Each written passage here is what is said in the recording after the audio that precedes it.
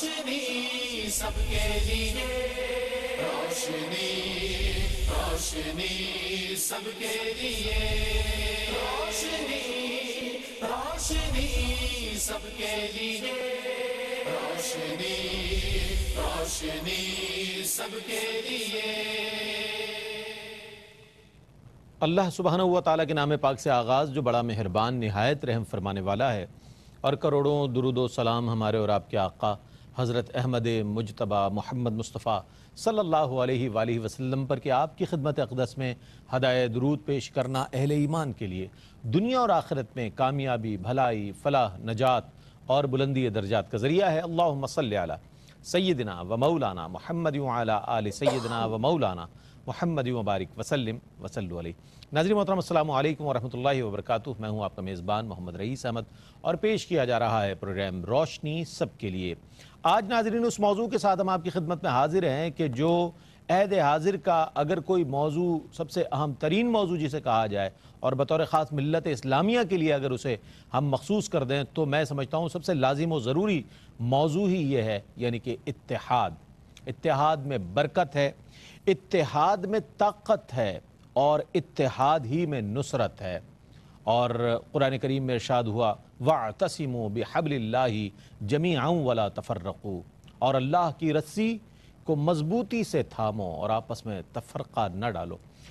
نبی کریم علیہ السلام کی متعدد احادیث مبارکہ اگر اس ضمن میں ہم دیکھیں تو یہاں اللہ کی رسی قرآن کو فرمایا گیا ہے کہ یعنی کہ یہ قرآن وہ ہے کہ جس کو تھام لو پوری ملت اسلامیہ کو، تو ایک ہوں مسلم حرم کی پاسبانی کے لیے، ایک ہوں مسلم حرم کی پاسبانی کے لیے، نیل کے ساحل سے لے کر تاب خاک کاشغر۔ علامہ اقبال نے بڑے خوبصورت انداز میں اس موضوع کو مختلف اشعار کی صورت میں جو ہے وہ رقم کیا ہے، اور میں یہ سمجھتا ہوں کہ بہت بڑا پیغام دیا ہے ملت اسلامیہ کو کہ آج ملت اسلامیہ جس زبوں حالی کا شکار ہے اور جس انداز میں مغلوب نظر آ رہی ہے، اس کی وجہ یہی ہے کہ ملت اسلامیہ کا شیرازہ جو ہے وہ منتشر نظر آ رہا ہے۔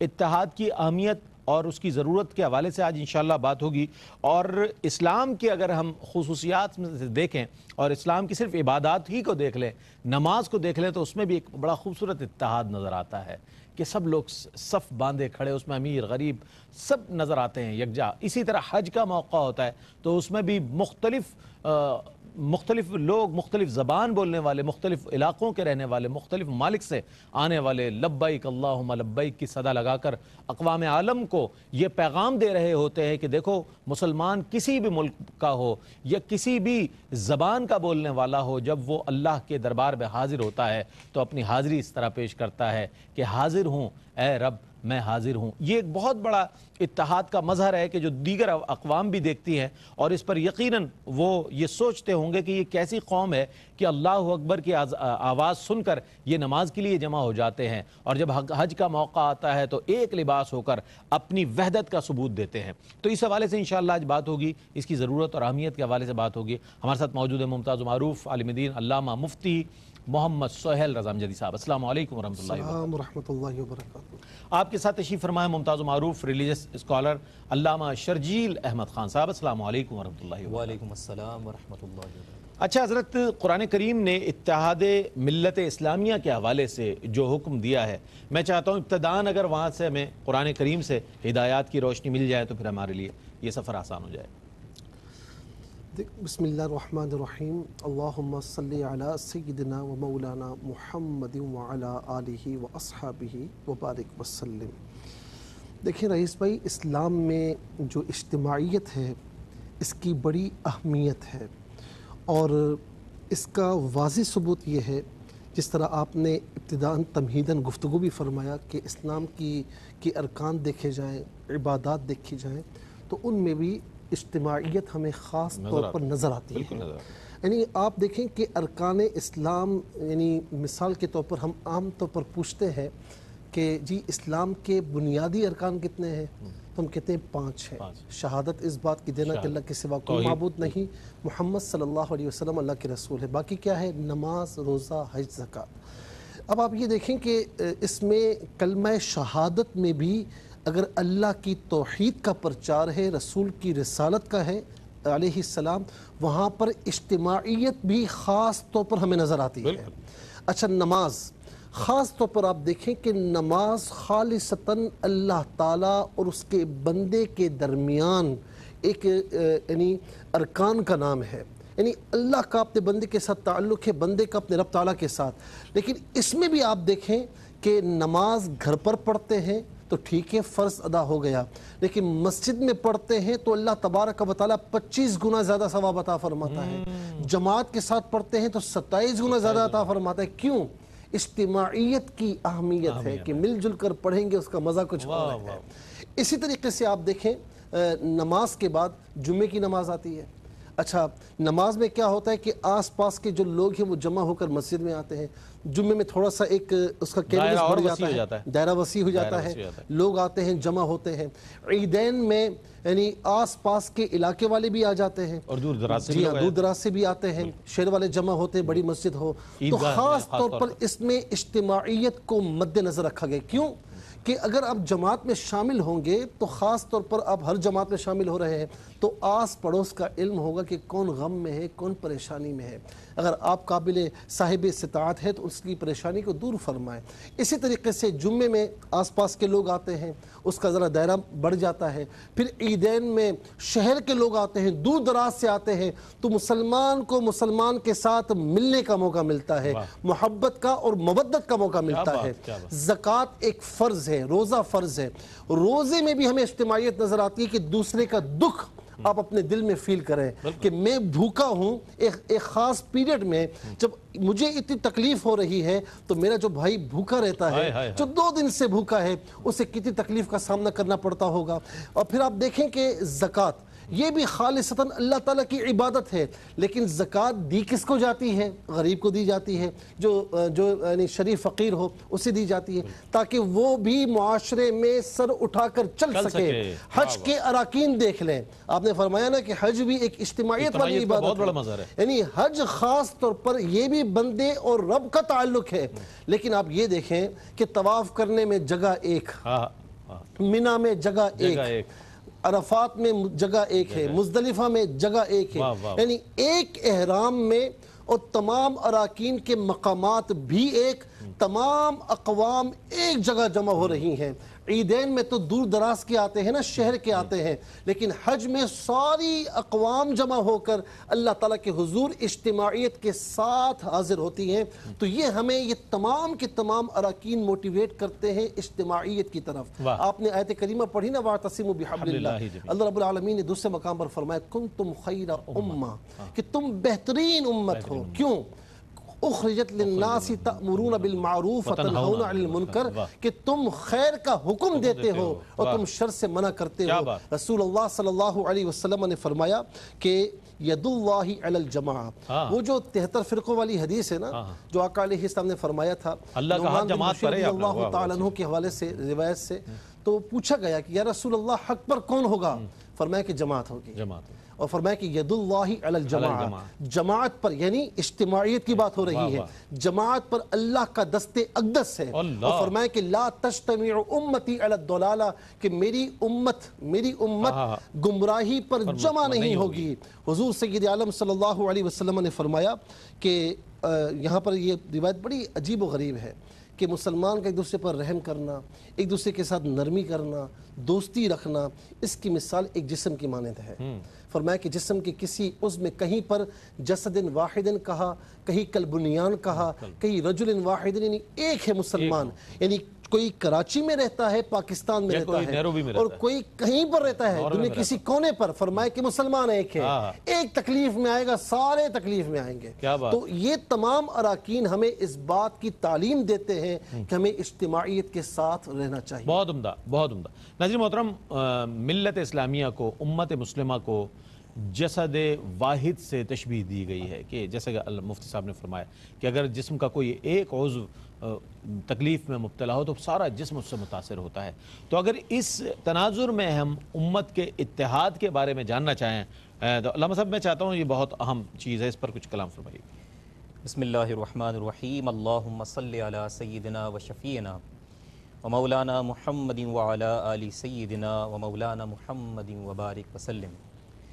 رئیس بھائی، اللہ اور اس کے رسول علیہ الصلاۃ والسلام کی بارگاہ، ان کے سامنے، ان کی نظر میں امت کا اتحاد، مسلمانوں کی یکجہتی محبوب ہے، اور اس کے برخلاف ان کا جو افتراق ہے وہ مذموم ہے، وہ پسند نہیں اللہ اور اس کے رسول علیہ الصلاۃ والسلام کو۔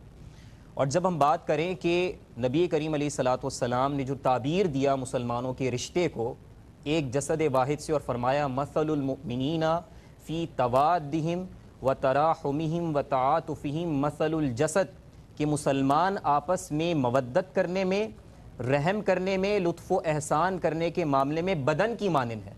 جیسے کہ ابھی ہم نے حدیث سنی کہ ایک حصے میں تکلیف ہو، پورا بدن کراہتا ہے اور تکلیف محسوس کرتا ہے، اور دوسرے مقام پر المؤمن للمؤمن کالبنیان یشد بعضہ بعضا، کہ مومن دوسرے مومن کے لیے عمارت، اور کیسی عمارت کہ جس کا ایک حصہ دوسرے کو تقویت فراہم کرتا ہے۔ اچھا، اس روایت میں اگلا حصہ بڑا قابل غور ہے اس حوالے سے۔ آگے روایت میں آتا ہے ثم شبک بین اصابعہ، کہ اس کے بعد آقا کریم علیہ الصلوۃ والسلام نے ایک ہاتھ کی انگلیوں کو دوسرے ہاتھ کی انگلیوں سے ملا لیا۔ اللہ، آج کمیونیکیشن کے دور کے اندر ہم کہتے ہیں ایک وربل کمیونیکیشن ہوتی ہے، ایک نان وربل کمیونیکیشن ہوتی ہے، یعنی ایک وہ کمیونیکیشن ہے جو لفظوں کے ساتھ ہے، اور ایک وہ کمیونیکیشن ہے جو gestures, body language, eye contact, facial expressions کے ساتھ ہے۔ اور یہ بات سامنے سب کے تحقیق سے آ چکی ہے کہ جب وربل نان وربل کمیونیکیشن مل کر چلتی ہے تو پیغام میں تاثیر پیدا ہوتی ہے۔ کیا بات ہے! تو سرکار علیہ الصلوۃ والسلام نے اشارے سے بھی بیان کیا کہ ایسے ہو جانا ہے، ایسے ہو جانا ہے۔ تو اب جب کیفیت یہ ہو کہ قرآن کہے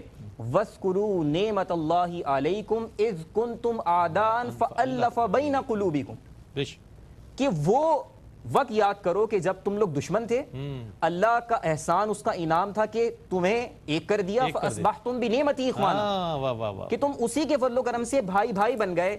تو جب کیفیت یہ ہو تو پھر ایک بات تو واضح ہے کہ اسلام کا جو اتحاد ہے، مسلمانوں کی جو یکجہتی ہے، یہ بارڈر سے بیونڈ جاتی ہے، across the border, beyond the ethnicities جاتی ہے، بیونڈ دی کمیونٹیز جاتی ہے۔ آج اتحاد کی کئی سورسز ہیں، کہیں کمیونٹی کے نام پہ لوگ جمع ہو جاتے ہیں، کہیں ایتھنیسٹی کے نام پہ لوگ جمع ہوتے ہیں، کہیں گلوبل سٹیزن شپ کے نام پہ لوگ جمع ہوتے ہیں، لیکن مسلمانوں کا اتحاد اسی صورت ممکن ہے کہ جب لا الہ الا اللہ محمد الرسول اللہ صلی اللہ علیہ وسلم بنیاد بنے، اور اسی کو علامہ اقبال نے اشعار میں سمیٹ دیا، خلاصہ کر دیا، اور فرمایا کہ اپنی ملت پر قیاس اقوام مغرب سے نہ کر، خاص ہے ترکیب میں قوم رسول ہاشمی، کہ ان کی جمعیت کا ہے ملک و نسب پر انحصار، ان کی جمعیت کا ہے ملک و نسب پر انحصار، قوت مذہب سے مستحکم ہے جمعیت تیری۔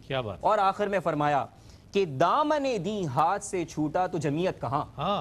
ہم بہت سارے ریسورسز بنا لیں، کہیں ہم ہیومینیٹیرزم کے نام بنا لیں اور ہم گلوبل اس پر بنا لیں، لیکن دامن دی ہاتھ سے گیا، ہاتھ سے چھوٹا تو جمعیت کہاں، اور جمعیت ہوئی رخصت تو ملت بھی گئی۔ کیا کہنے ناظرین محترم، اتحاد کی ضرورت اور اہمیت کو پیش نظر رکھتے ہوئے نبی کریم علیہ السلام نے ہجرت فرمانے کے بعد جو اہم امور انجام دیے، اس میں ایک عہد مواخات بھی ہے کہ جس میں مہاجرین و انصار کو ایک دوسرے کا بھائی بنا دیا، اور ایسا اخوت کا رشتہ پیدا فرمایا، اللہ اکبر، اور ایسے اخوت کے رشتے میں باندھ دیا کہ سب ایک دوسرے پر اپنی جان اور اپنا مال قربان کرنے کے لیے تیار نظر آئے۔ تو یہ اتحاد کا مظاہرہ جو نبی کریم علیہ السلام نے ہجرت کے بعد جو ہے فرمایا، یہ ہمارے لیے بہت بنیادی مثال ہے۔ اس کے بعد بے شمار مثال اس کے حوالے سے بھی انشاءاللہ بات ہوگی۔ ایک مختصر سا وقفہ ہے، وقفے کے بعد لوٹتے ہیں، مجھے امید ہے آپ کا اور ہمارا ساتھ رہے گا۔ ناظرین، آپ کا خیر مقدم ہے۔ اتحاد آج ہمارے پروگرام کا موضوع، بہت اہم موضوع۔ اب یہ بات تو اپنی جگہ طے ہے کہ اتحاد نہ ہونے کے سبب نقصانات تو بہت ہوئے ہیں۔ شیرازۂ ملت بکھرنے سے امت مسلمہ کا تو جو نقصان ہوا ہے سو ہوا ہے، کل انسانیت اور دیگر جو اقوام پر اس کے اثرات مرتب ہوئے ہیں، وہ اس کے حوالے سے میں چاہتا ہوں کہ ضرور بیان فرمائیں، چونکہ ہم نے اپنی ہسٹری کی طرف سے نظر اپنے دنیاوی زندگی کی طرف اور مادیت کی طرف لگا دی ہے، تو اس لیے ہمارے ذہن میں یہ بات نہیں ہے۔ فرمائیے۔ دیکھیں رئیس بھائی، بات یہ ہے کہ جو ابھی علامہ صاحب نے بھی فرمایا، وَاعْتَصِمُوا بِحَبْلِ اللَّهِ جَمِيعًا وَلَا تَفَرَّقُوا، تفرق میں نہ پڑو، اللہ کی رسی کو مضبوطی سے تھامو، تفرقہ نہ کرنا۔ اچھا، اللہ کی رسی ہے کیا؟ بہت سے علماء نے، صحابہ کرام نے اللہ کی رسی قرآن کو قرار دیا، اور عبداللہ ابن مسعود رضی اللہ تعالیٰ عنہ نے فرمایا کہ اس سے مراد جماعت ہے، اجتماعیت کے ساتھ رہنا۔ اس سے الگ ہو جاؤ گے، جماعت سے الگ ہو جاؤ گے تو تم فرقہ واریت میں پڑ جاؤ گے، تفرقے میں پڑ جاؤ گے۔ پھر دوسری طرف یہ فرمائے کنتم خیر امہ، تم بہترین امت ہو۔ اچھا، خاص طور پر کلمہ امت میں آپ دیکھیں، کلمہ امت میں ہی اجتماعیت ہے، ایک امت ہے۔ اچھا، یہاں پر آپ دیکھیں کہ تم بہترین امت کیوں ہو، ایک ٹائٹل دیا جا رہا ہے نا، اس لیے ہے کہ تم نیکی کا حکم دیتے ہو، برائی سے روکتے ہو، اس لیے بہترین ہو۔ اگر تم نے یہ کام کرنا چھوڑ دیا تو اس کا مطلب کیا ہے کہ بہترین کا، خیر کا جو ٹائٹل ہے وہ تم سے لے لیا جائے گا۔ تو تمام عالم اسلام میں بلکہ پوری کائنات میں جب تک اہل خیر غالب رہے تو صحیح رہا سب کچھ، لیکن جہاں اہل شر غالب آ جاتے ہیں تو وہاں پھر یہ سارا فتنہ فساد پھیلتا ہے۔ اور آپ دیکھیں کہ ایک امت سے جب ہم ہٹے ہیں تو ہمیں نقصان پہنچا ہے۔ آپ چلے جائیں حضور نبی کریم علیہ السلام کے بعد صحابہ کرام کی زندگیوں میں، تو آپ دیکھیں کہ کس طریقے سے اللہ تبارک و تعالیٰ نے اپنے وعدے کو نبھایا۔ انتم الاعلون ان کنتم مؤمنین، اے میرے بندو تم ایمان والے بن کر دکھاؤ، میرا وعدہ ہے کہ میں تمہیں کائنات میں غالب کر کے بتاؤں گا۔ تو دیکھیں جب مسلمان ایمان والا بنا، کامل ایمان والا بنا، 313 نے بھی 1000 پر فتح حاصل کی، 313 نے اپنے 3 گنا زیادہ دشمن کو بھی پیچھے دھکیل دیا۔ اچھا، اسی طریقے سے آپ یہ دیکھیں کہ اللہ تبارک و تعالیٰ نے ایک امت کے جب ہمیں کہا ہے تو ایک ایمان کی برکتیں میں عطا فرمائی ہے۔ ہم کلمہ شہادت پڑھتے ہیں، لا الہ الا اللہ محمد رسول اللہ پڑھتے ہیں، یہ ایک ایسی طاقت ہے کہ جس سے مل جائے وہ کبھی ادھر ادھر بھٹک نہیں سکتا۔ ایک اللہ کو خدا مان رہا ہے، اللہ وحدہ لا شریک مان رہا ہے، اور دوسری طرف اس کے ساتھ محمد رسول اللہ مان رہا ہے۔ تو یہ کلمے کی ایسی طاقت ہے کہ کوئی اس پر قائم ہو جائے تو اللہ تبارک و تعالیٰ پھر اسے ایمان کی طاقت بھی عطا فرماتا ہے، ایمان کے اثرات بھی عطا فرماتا ہے۔ یوں سمجھ لیجئے کہ ایمانی، عرفانی، روحانی، اخلاقی اعلیٰ ترین اقدار اللہ تبارک و تعالیٰ سے عطا فرماتا ہے، اور فرمایا صحابہ اکرام کے دور مبارکہ میں دیکھیں، ہمارے سلف الصالحین کے دور مبارکہ میں دیکھیں کہ یہ ایسی اعلیٰ اخلاقی اقدار تھیں کہ جس سے مشرق و مغرب روشن تھے۔ اور ابھی بھی آپ دیکھیں کہ اگر ہم دیکھیں ذرا سا کہ عمر لاز، حضرت عمر رضی اللہ تعالیٰ عنہ کے تھے نا، آج تک ترقی یافتہ، ترقی پذیر نہیں، ترقی یافتہ اقوام اس کی بات کرتی ہیں، ان کے وہاں یہ رائج ہے۔ اسی طریقے سے آپ ابن حیثم کو دیکھیں، میڈیکل سائنس آج تک ان کی روشنی میں سب کچھ کر رہی ہے، ان کی تعلیمات کی روشنی میں، ریسرچز کی روشنی میں۔ پھر آپ دیکھیں امام زکریا رازی، ان کے تعلیمات کی روشنی میں امام فارابی ہیں، پھر امام غزالی ہیں، یہ سب کیسے تھے؟ یعنی مسلمان تھے نا، مسلم تھے، لیکن جب انہوں نے ایمان والا بن کر دکھایا تو اللہ تبارک و تعالیٰ نے ہر میدان میں انہیں اونچا فرما دیا۔ لیکن جب ہم ایمان والے کمزور ہو جاتے ہیں، جب ایمان والے کمزور کب ہوتے ہیں کہ جب مسلمان دنیاوی امور میں اغراض باطلہ، بغض، حسد، عصبیت کی وجہ سے ایک دوسرے سے اختلاف رکھتے ہیں نا، پھر کمزور ہو جاتے ہیں۔ اب ذرا سا تاریخ میں دیکھیں آپ، حضرت عمر رضی اللہ تعالیٰ عنہ کی حکومت 22 لاکھ مربع میل پر تھی، پھر اندلس میں 800 سال مسلمانوں نے حکومت کی، لیکن خائب و خاسر کب ہوئے؟ جب آپس میں اختلافات پیدا ہو گئے اور پھر یہاں تک کہا کہ یہاں سے نکل جاؤ یا پھر مسلمان ہونے سے نکل جاؤ، ٹھیک ہے۔ اسی طریقے سے آپ دیکھیں بغداد میں جب مسلمانوں میں اختلاف ہوا تب غیروں نے آ کر ہمیں کاٹا، پھر اسی طریقے سے ہندوستان میں کئی صدیاں مسلمانوں نے حکومت کی، لیکن کب خراب ہوئے؟ جب عیش و نشاط میں پڑ گئے، جب عشرتوں میں پڑ گئے، اللہ تعالیٰ اس کے رسول کو بھول گئے تو وہاں ایمانی طاقتیں زائل ہو گئی، کمزور ہوئے، اور پھر وعدہ نہ رہا۔ ظاہر ہے کہ وعدہ ہے کہ تم ایمان والے بن کر دکھاؤ، تم ایمان میں کمزور ہو گئے تو پھر تمہارے ساتھ یہ معاملہ ہو رہا ہے۔ بہت اچھے انداز میں، بڑے مفصل اور تاریخ کی روشنی میں مفتی صاحب نے اپنے جواب کو مکمل فرمایا۔ قرآن کی آیت بھی ہے وَلَا تَنَازَعُوا فَتَفْشَلُوا وَتَذْهَبَ رِيحُكُمْ، فرمایا کہ آپس میں اختلاف نہ کرنا، لڑائی جھگڑے نہ کرنا، ورنہ کیا ہوگا؟ تم کمزور ہو جاؤ گے اور تمہاری ہوا اکھڑ جائے گی۔ اور ہو گئے کمزور، اس میں کوئی شک نہیں۔ اب بات یہ ہے کہ جو سرنامہ کلام میں میں نے علامہ اقبال رحمۃ اللہ علیہ کا وہ شعر پڑھا کہ ایک ہوں مسلم حرم کی پاسبانی کے لیے، نیل کے ساحل سے لے کر تا بخاک کاشغر، تو اہل اسلام کو وہ کون سے اقدامات کرنے چاہیے کہ جس سے حرم کی پاسبانی جو ہے وہ اس کا حق ادا ہو سکے یا اس میں اہل اسلام جو ہے مستعد نظر آ سکے؟ فرمائیے رئیس بھائی دیکھیں، اس سلسلے میں سب سے پہلے تو میں عرض کروں گا کہ مسلمانوں کا جو آپس میں رشتہ ہے، قرآن کریم نے وہ تمام احکامات دیے ہیں کہ جن سے وہ رشتہ مضبوط رہ سکے۔ دیکھیں، رشتہ ٹوٹ بھی جاتا ہے اگر اس کے تقاضے پورے نہ کیے جائیں، تو مسلمانوں کا جو آپس میں تعلق ہے اس کو جو چیزیں خراب کرتی ہیں وہ کیا ہیں کہ ایک دوسرے کو برے القاب سے پکارنا، مذاق اڑانا، ان کے پیچھے برائیاں کرنا، ان کی بدگمانی کرنا، ان کی خیر خواہی نہ چاہنا، اس طرح کی ایک پوری سیریز ہے کاموں کی۔ قرآن کریم نے ان سب سے روک دیا، یہاں تک فرما دیا، نبی کریم علیہ الصلوۃ والسلام نے فرما دیا المسلم علی المسلم حرام دمہ و مالہ و عرضہ، کہ ایک مسلمان کا مسلمان پہ کیا حرام ہے؟ مال، عزت، خون، یہ سارے معاملات۔ کیوں؟ یعنی ان سب کی پروٹیکشن کرنی ہے مسلمان نے۔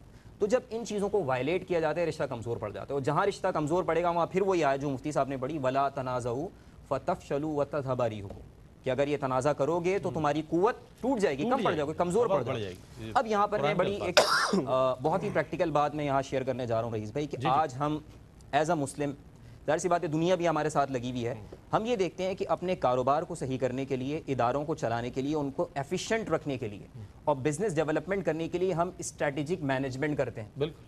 اب یہاں پر آپ دیکھیں کہ دنیا نے اسٹریٹجک مینجمنٹ نظریات کے لیے بھی کی۔ یہاں پر میں مثال دینا چاہوں گا یونائٹڈ نیشنز کی۔ یونائٹڈ نیشنز کی سن 2000 کے اندر ملینیم ڈیولپمنٹ گولز انہوں نے سیٹ کیے، جس میں تمام ممبرز نے اشتراک کیا، ہاں بھائی اس کو فالو کرنا ہے، اور ٹارگیٹ تھا 2015 میں اس کو پورا کرنا ہے۔ اب وہ کتنا پورا کر سکے ایک بات ہے، لیکن انہوں نے پورا اسٹریم لائن کر کے نیرو ڈاؤن کیا نیچے تک۔ پھر 2015 کے اندر سسٹینیبل ڈیولپمنٹ گولز، وہ ایک اور پلان لے کر آ گئے کہ اب 2030 میں اس سے بھی آگے جانا ہے۔ اچھا، اب یہاں پر میں عرض کرنا چاہوں گا کہ اسٹریٹجک پلاننگ اور مینجمنٹ کے 5 اسٹیپ ہیں۔ اگر آج ہم لیڈرشپ کی سطح پر مسلمان جو لیڈرز ہیں، جو پولیٹکس کی سائڈ پہ ہیں اور جو انفرادی ہیں، وہ دونوں سمجھ لیں تو میرے خیال سے ایک بہت بڑی پریکٹیکل لائن آف ایکشن ہوگی۔ پہلا اسٹیپ اسٹریٹجک مینجمنٹ کا ہے کلیئر ویژن ہونا۔ ویژن کلیئر ہو کہ ہم نے کرنا کیا ہے، خواب کیا ہے۔ ویژن ہے اتحاد امت، مسلمانوں کی یکجہتی، یہ بنے گا ہمارا ویژن۔ اس کلیئر ویژن کے بعد اس سے ہونا چاہیے ایک کلیئر مشن کہ بھائی اب راستہ کیا ہے، اس اتحاد کو حاصل کرنے کے لیے ہم نے راستہ کون سا اپنانا ہے۔ اس کے بعد ہوتے ہیں کلیئر آبجیکٹیوز، ایک بالکل کلیئر آبجیکٹیوز کی پوری لائن ہو کہ ہم نے چیک کیسے کرنا ہے کہ ہم کتنا کامیاب رہے۔ اس کے بعد چوتھے نمبر پہ ہوتی ہے اسٹریٹجی، اب حکمت عملی کیا بنے گی۔ اس کے بعد 5ویں نمبر پہ ہوتا ہے ایکشن پلان کہ آؤ 10 سال میں ہم کیا اچیو کرنے جا رہے ہیں۔ تو یونائٹڈ نیشنز نے اس کو استعمال کیا، 2015 کا ٹارگیٹ لیا، آگے بڑھے، نظریات تھے، بزنس ہمیں کیا کرنا ہے اس سلسلے میں؟ ہمیں یہ کرنا ہے کہ اتحاد امت کا لیڈرشپ کلیئر ویژن لے۔ مسلمان لیڈرز اتنے سارے ممالک ہیں لیکن کبھی اس چیز کو ترجیح نہیں دی گئی اس طریقے سے۔ تو آئے ویژن، مشن، پلاننگ، اسٹریٹجی اور ایکشن پلان کو فارمیٹ کو سامنے لینے کے بعد اتحاد امت کو اچیو کرنے کے لیے پوری اسٹریٹجی بنائے۔ اور یہاں میں آپ کو ایک بات شیئر کرنا چاہوں گا کہ یونائٹڈ نیشنز نے اس گول کو صرف ڈاکومنٹ میں نہیں رکھا، اس کے لیے لیسن پلان بنائے، ٹیچرز ٹریننگ کی، ہر سطح پر، اکانومی کے اندر بھی وہ گولز ہوں، پولیٹکس کے اندر بھی گول ہوں، ایجوکیشن سیکٹر میں سب جگہ ہوں، یعنی سب کو بتاؤ کہ ہمارا پرائم گول مسلمانوں کو ایک کرنا ہے۔ ہر ادارہ اپنا مشن بنائے۔ تو لیڈرشپ کی سطح پر ہوتا ہے وہ کرے، نہیں ہوتا تو کم سے کم ایز این انڈیویجول ہر انسان کا ایک سرٹن لیول آف امپیکٹ ہوتا ہے۔ ہر انسان کی زندگی میں 50 لوگ ایسے ہوتے ہیں جن کو متاثر کر سکتا ہے، وہ وہاں کرے، وہاں پر اپنا اس کو کلیئر ایم بنائے۔ تو میں سمجھتا ہوں اگر وہ اپلیکیشن جو ہم نے دنیا کو صحیح کرنے کی کر رہے ہیں، اگر دینی مقاصد کو بھی سامنے رکھیں تو میں یہ سمجھتا ہوں کہ اس کا بہت بہترین نتیجہ سامنے آ سکتا ہے۔ بہت اچھی بات ارشاد فرمائی، اور یونائٹڈ نیشنز کے حوالے سے بھی بتائی۔ ظاہر ہے جتنی اسٹریٹجیز بنائی جاتی ہیں وہ اغیار کی طرف سے ہی ہوتی ہیں۔ اگر مسلم امہ کی طرف سے کوئی ایسی اسٹریٹجی بنائی جائے اور اس کے لیے بہترین موقع حج بیت اللہ کا ہوتا ہے کہ جہاں تمام سربراہان مملکت یکجا ہو جائے مسلم امہ کے، اور وہاں پر ایک اسٹریٹجی 1 سال کے لیے بنا لی جائے کہ جناب تمام مسلم ممالک یہ ہیں اور ان مسلم ممالک کو ان چیزوں کی ضرورت ہے، یہ وسائل ہیں، یہ مسائل ہیں۔ اور بہترین، اس سے زیادہ بہتر موقع نہیں ہو سکتا کہ آپ کعبۃ اللہ میں بیٹھ کر مسلم امہ کے اتحاد کے لیے آپ اگر کوئی عمل کر سکے تو میں یہ سمجھتا ہوں کہ اس سے بہتر نہ مقام ہو سکتا ہے، اور چونکہ برکت بھی شامل ہو جائے گی اتحاد کی اس میں۔ تو اس حوالے سے بہرحال مسلم امہ کو سوچنا بھی چاہیے اور عمل بھی کرنا چاہیے۔ ایک مختصر سا وقفہ ہے، وقفے کے بعد لوٹیں گے، مجھے امید ہے آپ کا اور ہمارا ساتھ رہے گا۔ ناظرین آپ کا خیر مقدم ہے، اتحاد آج ہمارے پروگرام کا موضوع ہے، اور بہت عمدہ انداز میں دونوں ہی اسکالرز ماشاءاللہ کلام فرما رہے ہیں۔ اچھا، اب ایک اس اعتراض کی جانب بڑھیں کہ جو اعتراض ہر عام و خاص کی زبان پر نظر آتا ہے، اور وہ یہ ہے کہ علماء تو آپس میں ہی لڑتے رہتے ہیں، ان میں تو آپس میں اتحاد نہیں ہے، تو امت کو کیسے یکجا کریں گے، امت میں تو انتشار رہنا ہی ہے۔ تو اس اعتراض کے حوالے سے کیا فرمائیے گا؟ میں آپ سے یہ سوال کرتا ہوں کہ سیاسی لوگ بھی لڑتے رہتے ہیں اور لوگ بھی لڑتے ہیں، ہر کوئی لڑتا ہے. مسئلہ یہ ہے کہ لیکن کوئی ایک وقت آ جاتا ہے کہ جب وہ لوگ سب یکجا ہو جاتے ہیں. ہاں، جب اسلام پر بھی وقت آتا ہے سارے یکجا ہو جاتے ہیں. اللہ کرے ایسا ہی ہو، اللہ کرے ایسا ہی ہو. بات کی طرف لے کر جانا چاہ رہا ہوں نا، دیکھیں قبلہ علامہ صاحب نے اچھی گفتگو فرمائی. میری دعا ہے کہ ہماری بات آپ کی سمجھ میں آ جائے. ورنہ ابھی ہم نے ڈسکس کیا تھا کہ اگرچہ بت ہے جماعت کی آستینوں میں مجھے حکم اعضا لا الہ الا اللہ. ہمارا کام ہے کہنا، اور اس پلیٹ فارم سے الحمدللہ قرآن و حدیث کے مطابق باتیں بلند ہوتی ہیں، صدائیں بلند ہوتی ہیں. دوسری بات میں یہ کرنا چاہ رہا ہوں کہ صرف یہ ایک ریزن نہیں ہے جو آپ نے سوال میں کہا گیا نا، اس کے اور بھی ریزنز ہیں. کیا اختلاف قومیت میں نہیں ہوتا، علاقائیت میں نہیں ہوتا، فکری عملی اختلاف نہیں ہوتا، علمی اختلاف نہیں ہوتا، سیاسی اختلاف نہیں ہوتا، ثقافتی نہیں ہوتا، عصبیت کا نہیں ہوتا، رنگ و نسل کا نہیں ہوتا؟ یہ ساری چیزیں جو ہمیں تباہ و برباد کر رہی ہیں. یعنی آپ یہ دیکھیں کہ حضور نبی کریم علیہ السلام کا خطبہ حجۃ الوداع، اس میں آپ یہ دیکھیں کیوں فرمایا آپ نے کہ کسی عربی کو اجمی پر، کسی کالے کو گورے پر کوئی فوقیت نہیں، کسی بڑے نسب والے کو چھوٹے نسب والے پر کوئی فوقیت نہیں، تم سب آدم کی اولاد ہو. تمہیں یہ سوچنا ہے. اور پھر یہ بھی فرمایا نا کہ ان اکرمکم عند اللہ اتقاکم، تم میں سے سب سے زیادہ جو اللہ کے نزدیک عزت والا ہے نا، وہ مالدار حسب و نسب والا بادشاہ نہیں، کوئی امیر گھرانے کا نہیں، کوئی خوبصورت نہیں، کوئی گورا نہیں، کوئی عربی نہیں. فرمایا تم میں سے بہترین عزت والا کون ہے؟ جو زیادہ متقی اور پرہیزگار ہے. پھر میں یہاں پر یہ کہوں گا کہ یہ ساری چیزیں یعنی فکری طور پر، سیاسی طور پر، ثقافتی طور پر، عصبیت کے طور پر، رنگ و نسل میں آج حضور نبی کریم علیہ السلام کی تعلیمات ہم نے ایک طرف رکھی ہیں اور ہم ان تمام چیزوں میں پڑھ کر اپنے آپ کو تباہ و برباد کر رہے ہیں. ٹھیک ہے، یہ ساری چیزیں اپنی جگہ پر ہے، لیکن یہ قومیت کا ہونا، رنگ و نسل کا ہونا، یہ تعارف کے لیے ہے. یا ایھا الناس انا خلقناکم من ذکر و انثی وجعلناکم شعوبا وقبائل لتعارفوا. تعارف کے لیے، تفاخر کے لیے نہیں ہے، یہ غرور تکبر کے لیے نہیں ہے. مسلمان کو سامنے مسلمان ہے نا، اسے اپنے سے بہتر سمجھنا چاہیے. اس کی تکلیف میں اس کی تکلیف کو اپنی تکلیف سمجھنا چاہیے. کسی شاعر نے کیا خوب کہا کہ مبتلائے درد ہو کوئی عضو تو روتی ہے آنکھ، کس قدر سارے وجود کی، سارے جسم کی ہمدرد ہوتی ہے آنکھ. آنکھ کی طرح بن جاؤ کہ جسم کے کسی حصے میں درد ہو تو درد محسوس ہو آنکھوں کو. ہاں اتنا ضرور ہے کہ علماء، اختلاف ہوتا ہے، اختلاف امتی رحمتن، اختلاف تو ہوگا. عقائد میں اختلاف نہیں ہوتا لیکن احکامات میں اختلاف ہوتا ہے، اور اس سے حضور نبی کریم علیہ السلام نے رحمت بھی فرمایا کہ میری امت کا جو اختلاف ہے وہ رحمت ہے. مثال کے طور پر امام اعظم ابو حنیفہ ہے، امام شافعی، امام مالک، امام احمد بن حنبل ہیں، تو ہر ایک کے فالوورز ہیں اور ہر کوئی ایک دوسرے کی تعظیم اور توقیر کرتے ہیں. ان کے فالوورز بھی ایک دوسرے کی تعظیم اور توقیر کرتے ہیں. کسی کو غلط بھی نہیں کہہ سکتے. مسئلہ کہاں پر آتا ہے کہ جب منبر پر بیٹھ کر ہم اپنی ذاتیات کو استعمال کریں گے، جب ہم اپنی انانیت کے خول میں چلے جائیں گے، وہاں مسائل پیدا ہوں گے. تم میرے ماننے والے ہو تو کبھی رئیس بھائی کے پاس نہ جانا، میرے ماننے والے ہو تو کبھی علامہ صاحب کے پاس نہ جانا، تم میرے مرید ہو تو اس کے پاس نہ جانا. خرابیاں یہاں پر پیدا ہوتی ہیں. اور پھر اختلاف تو صحابہ کرام میں ہوا ہے. میں آپ کو مثالیں دے رہا ہوں. مثال کے طور پر حضرت عمر رضی اللہ تعالیٰ عنہ اور ابن مسعود رضی اللہ تعالیٰ عنہ، یہ دونوں کے دونوں جنبی کے لیے تیمم کو جائز نہیں سمجھتے تھے. اچھا، اس کے برعکس حضرت عمار بن یاسر اور ابو موسیٰ اشعری رضی اللہ تعالیٰ عنہ جواز کے قائل تھے. اسی طرح آپ دیکھیں کہ احرام باندھنے سے قبل غسل کر کے خوشبو لگانے کو ابن عمر صحیح نہیں سمجھتے تھے. سید عائشہ رضی اللہ تعالیٰ عنہ اس کو جائز سمجھتی تھی. حضرت عمر رضی اللہ تعالیٰ عنہ کے فرماتے تھے کہ جو میت پر روتا ہے تو میت کو اس کا گناہ ہوتا ہے، اس کا عذاب پہنچتا ہے. سید عائشہ رضی اللہ تعالیٰ عنہ فرماتی تھی کہ نہیں، وہ روئے گا تو اس کا عذاب رونے والے کو ہوگا، میت کو نہیں ہوگا. بنو قریظہ یہ بڑی پیاری مثال ہے. حضور نبی کریم علیہ السلام نے فرمایا کہ لا یصلی احدکم، تم میں سے کوئی بھی عصر کی نماز نہ پڑھے یہاں تک کہ تم بنو قریظہ پہنچ جاؤ. اب صحابہ کرام روانہ ہو گئے، اب عصر کی نماز کا وقت ختم ہونے کو ہے. بعض صحابہ نے کہا کہ حضور علیہ السلام کے فرمان کا مطلب یہ تھا کہ تم اتنی جلدی چلنا کہ جلدی سے بنو قریظہ پہنچ جانا. اب نماز کا وقت چونکہ نکل رہا ہے تو ہمیں نماز پڑھ لینی چاہیے. بعض صحابہ نے کہا نہ، جب تک بنو قریظہ نہیں پہنچیں گے عصر کی نماز ادا نہیں کریں گے۔ اب ہر ایک نے اپنے طریقے سے عمل کیا۔ حضور نبی کریم علیہ السلام تک یہ خبر پہنچی تو آپ نے کسی کو ملامت نہیں فرمائی، کسی صحابی نے دوسرے صحابی سے اختلاف رکھا، یہ نہیں فرمایا کہ تو غلط ہے میں صحیح ہوں، یا خدا نہ خاصہ کسی کو دائرہ اسلام سے خارج نہیں کیا۔ تو اختلاف تو ہوگا، اس اختلاف کو ہمیں باعث رحمت سمجھنا چاہیے، نہ کہ باعث زحمت سمجھنا چاہیے۔ ناظرین محترم، ہر چیز میں ایک طریقہ کار ہونا چاہیے، ضابطہ اخلاق ہونا چاہیے، اور اگر کوئی اختلاف بھی ہے تو اور اختلاف بھی ناگزیر ہے تو اس کے بھی کچھ آداب ہونے چاہیے، اور ہیں یقیناً، اور وضع کیے گئے ہیں۔ تو اس حوالے سے میں جاننا چاہوں گا آپ سے کہ اگر ناگزیر ہے اختلاف تو اس کے کیا آداب ہیں، وہ بھی ذرا میں چاہتا ہوں۔ دیکھیں رئیس بھائی، حقیقت تو یہ ہے کہ انسانی زندگی میں اختلاف یا ڈفرینس آف اوپینین ایک نیچرل فنومینن ہے، ایک فطری چیز ہے۔ اور جو آپ نے سوال کیا کہ اگر ناگزیر صورتحال ہو، مسلمانوں کے آپس میں ایسی کوئی سچویشن آئے کہ ان کے درمیان اختلاف ہو، ناگزیر ہو جائے، تو اب آداب کے معاملات کیا ہوں گے، اس کو کیسے ٹیکل کرنا ہے، یا اس کی لائن آف ایکشن کیا ہوگی ہمارے لیے آگے، کوڈ آف کنڈکٹ کیا ہوگا۔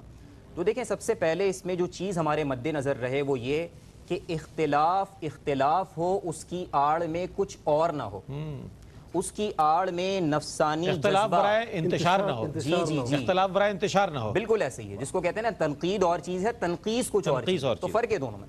تو اس کے پیچھے نفسانی جذبہ کار فرما نہ ہو، انا کا مسئلہ نہ ہو، کسی کو نیچا دکھانا مقصود نہ ہو، فتنہ انگیزی شرانگیزی نہ ہو۔ مولا علی شیر خدا سیدنا علی المرتضیٰ رضی اللہ تعالیٰ عنہ کے دور میں جب خوارج کا فتنہ اٹھا تو وہ بھی قرآن کی آیت پڑھتے تھے، ان الحکم الا للہ، کہ بھئی حکمرانی حکومت تو اللہ کی ہے۔ مولا علی کے سامنے مسئلہ پیش ہوا تو آپ نے فرمایا کلمۃ حق اریدا بها الباطل، کہ بات درست ہے، بالکل ایسی ہے، حکمرانی اللہ کی، لیکن اس سے مراد باطل لی گئی ہے، اس کی انٹرپریٹیشن غلط کی گئی ہے، اور اس ذریعے سے انہوں نے شر انگیزی کو جسٹیفائی کیا قرآن کی آیت کے ذریعے سے، اس کی سپورٹ لے گئے۔ تو یہ ایک بڑا مسئلہ ہے۔ دوسری چیز یہ ہے کہ اختلاف ہو بھی جائے تو تہذیب کے دائرے کے اندر ہو، ایسا نہ ہو کہ اختلاف ہو رہا ہے پھر اسلامی آداب اور اخلاقیات کمپرومائز ہو رہی ہیں، ایسا انداز اختیار کرے جو اسلام کا تقاضا ہی نہیں ہے، تو یہ بھی اس کے خلاف ہے۔ تیسری بڑی امپورٹنٹ چیز یہ ہے کہ اختلاف کی بنیاد علمی ہونی چاہیے، جہالت پر مبنی اختلاف قابل قبول نہیں ہے، اس کا ایک لیول ہوتا ہے، اس کی ایک ریلیونس ہوتی ہے۔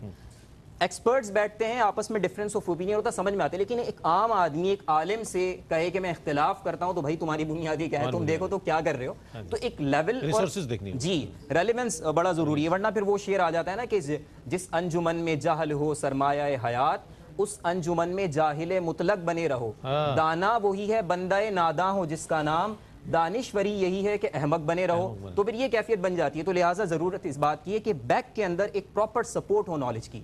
اور ایک اور امپورٹنٹ بات یہ کہ یہ سارے معاملات ایک طرف اور مسلمانوں کی خیر خواہی کا جذبہ ایک طرف، کہ ہر پل آپ نے مسلمانوں کی خیر خواہی کو طلب کرتے رہنا ہے، اور اختلاف کی معاملات ہے تو آبجیکٹیوٹی کہ وہ طلب حق ہے اس کے اندر، اور اصول کیا رکھیں، اصول یہ رکھیں جو قرآن کریم کی آیت میں بیان کر دیا گیا، فَإِن تَنَازَعْتُمْ فِي شَيْءٍ فَرُدُّوهُ إِلَى اللَّهِ وَالرَّسُولِ، کہ اگر تنازع ہو جائے کسی معاملے میں تو پھر سورس کیا ہوگی، اللہ اور اس کے رسول علیہ السلام، وہاں پر لوٹے گا معاملہ جا کر۔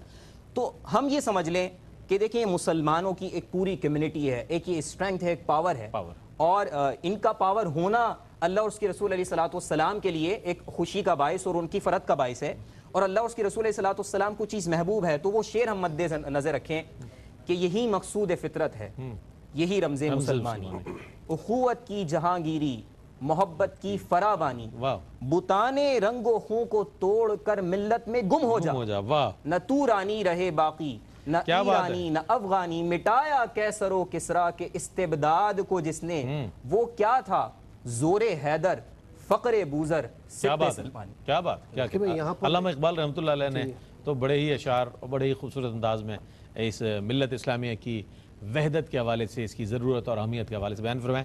مفتی صاحب کچھ ارشاد فرما دیں، اس کے بعد ہم اختتام جو بات کہی گئی نا انتشار کی، انتشار ہوتا وہاں ہے، لڑائیاں فتنہ فساد ہوتا وہاں ہے جہاں دلائل کی کمی ہوتی ہے، جہاں جہالت ہوتی ہے۔ تو ہمیں چاہیے کہ ہم جب بھی کہیں بات کریں تو علمیت کے ساتھ اور دلائل کے ساتھ بات کریں۔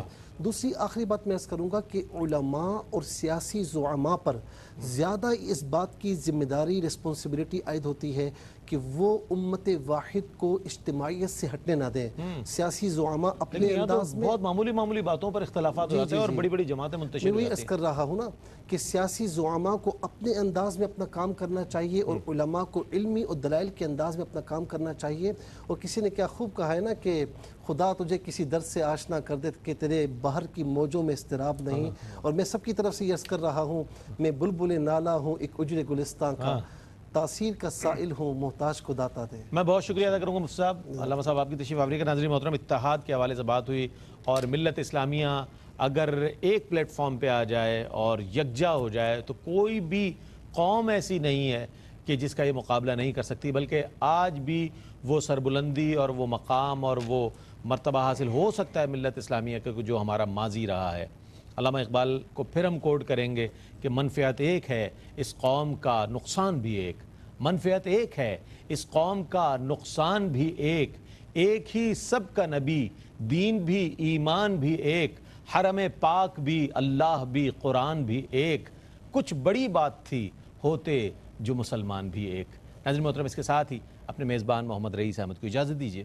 اللہ حافظ۔